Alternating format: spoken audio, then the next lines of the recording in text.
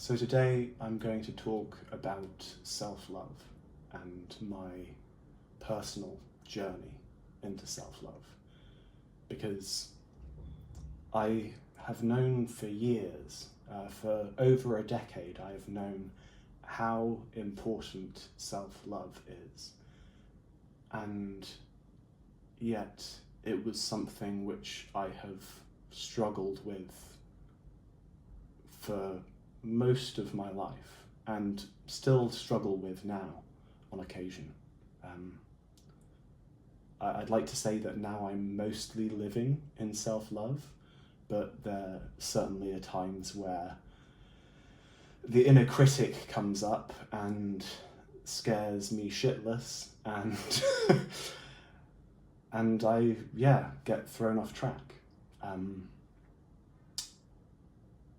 So the first time that I really heard of this concept, or when I had enough awareness where I could take on board this concept, was when I began meditating. So on a Vipassana meditation retreat, a 10-day silent meditation retreat, they taught Metta Bhavana, which is also known as loving kindness meditation. And it was really easy for me to know what it was to send love to those in my life that were important to me, to my friends, to my family, and to feel the gratitude towards them for the things that they'd done for me and for being in my life and wanting their lives to be filled with beauty. That was something that was very easy for me. And I even grew tremendously in compassion towards all beings, like strangers, animals, everything, even insects. And yet it was so hard to turn that back onto myself and to show that love towards myself. There were definitely moments where I felt like I could do it, but it wasn't something that was sustainable, and I guess I didn't feel like I really had hooks or tools to use so that I could kind of bring myself back into that.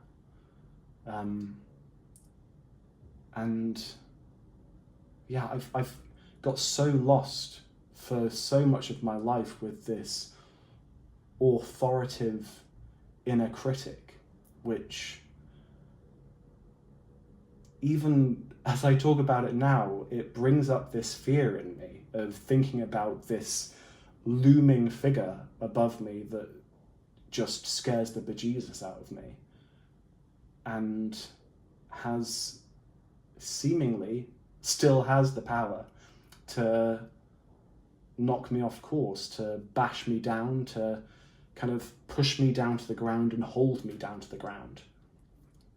And the last weekend was similar to that. It was this bringing up of all of these insecurities. I imagine a lot related to this work that I'm doing, creating YouTube videos. Because, it can be really, it's putting myself it's bringing myself to my edge. So this is things which feel uncomfortable to me, and it takes a lot to start doing this kind of thing, and that's pushing myself into discomfort. And so it's brought up a lot. And I then met somebody who had been on YouTube for a week, who'd managed to get 20,000 views on one of his videos. And it's very different what he's doing, but and I thought it was amazing, and I'm so grateful to be in contact with this person, but also I think there was a trigger that kind of made me feel like I haven't done enough. That I don't have anything to show for the work that I've put in so far. But it then comes back to something which is so important to me right now, which is this, what I call the gym mindset. So I've now been going to the gym for the last 7-8 months or so, and I watched a video maybe a month after beginning at the gym, and it was this guy talking about how the gym isn't for your body. I mean, it is for your body, obviously, but the true value that you get is the work that you're doing on your mind. The putting yourself through hardship, through difficulty, through discomfort, with delayed rewards, with delayed gratification.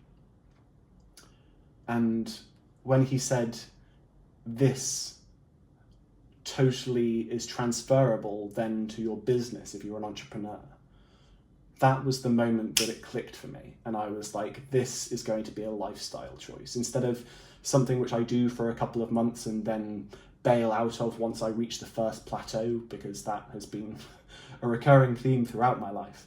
I figured that, no, that's what I want from my life. I want to go through difficult things and have things of value. And I can't create that unless I am committed and consistent and doing all of these different things.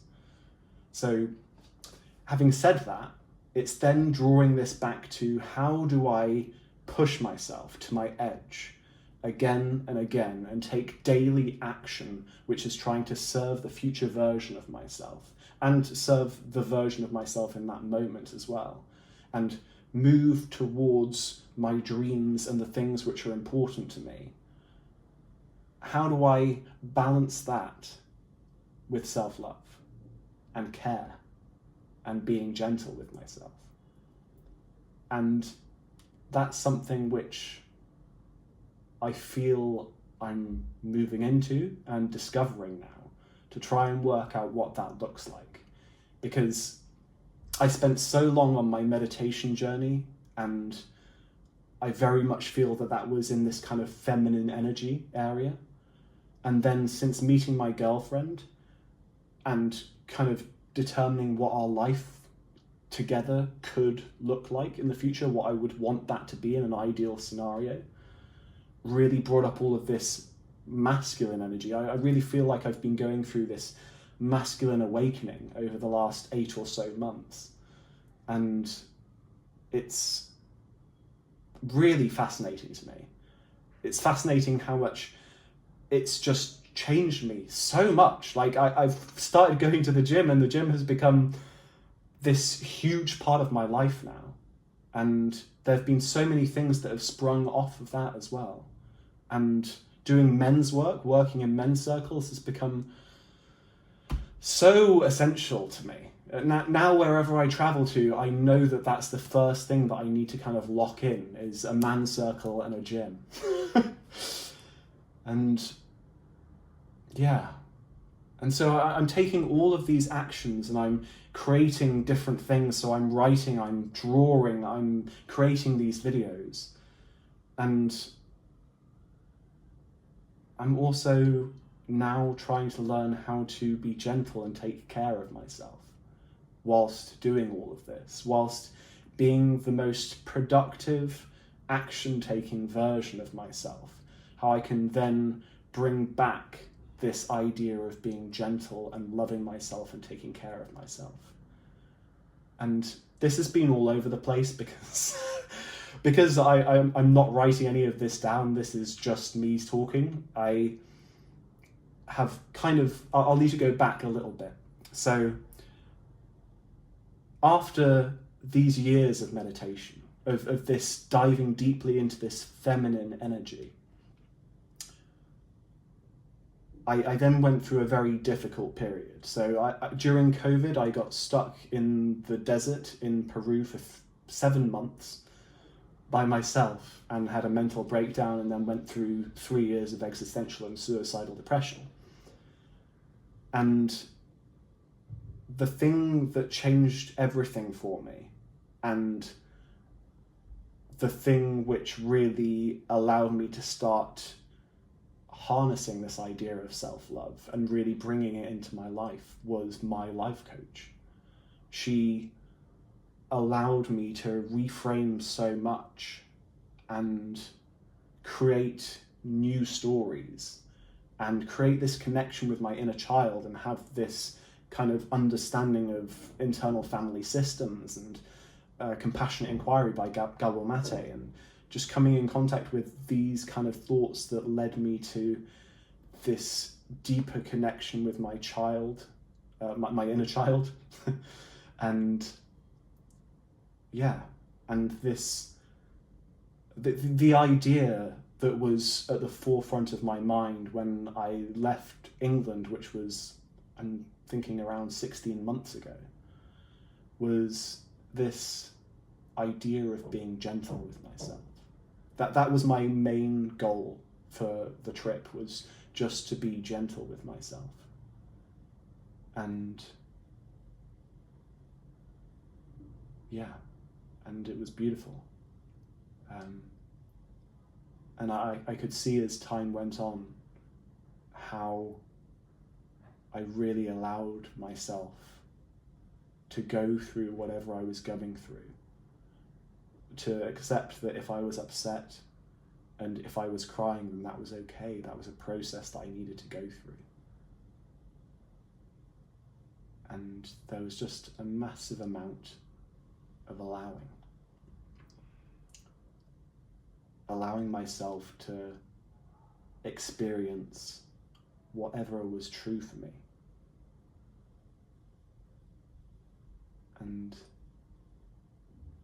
I guess that's the thing which is hard to balance when you're trying to be so active, when you're trying to take so much action in the world and implement things that lead towards where you're wanting to go. And I think that Chris Williamson is somebody that I really, really love, and he says about goals are really important. I'm butchering what he actually says, but he says something along the lines of goals are really important because they set us in a direction. And it's not so much about achieving the goal, but as setting a direction that you can then move in. And that resonates so deeply with me, right now particularly, but especially over the last 8 or so months, as I've kind of locked in on a direction that I want to go in, and then taking action that are leading me in that direction. And I don't know where that will go, but similar to the gym mindset, I am taking action day after day, which is uncomfortable, which is pushing me to my edge, and there will be a result. I don't know what that will be, but there will be a different result if I'm doing different things.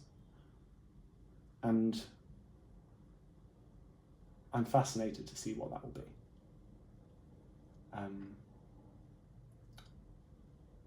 So I'm not sure if I've really addressed the self-love thing in this video, but I feel like I've touched on it, and I think I'm going to end there. But yeah, I hope that you're doing well. I'm sending loads of love to you right now, and to myself.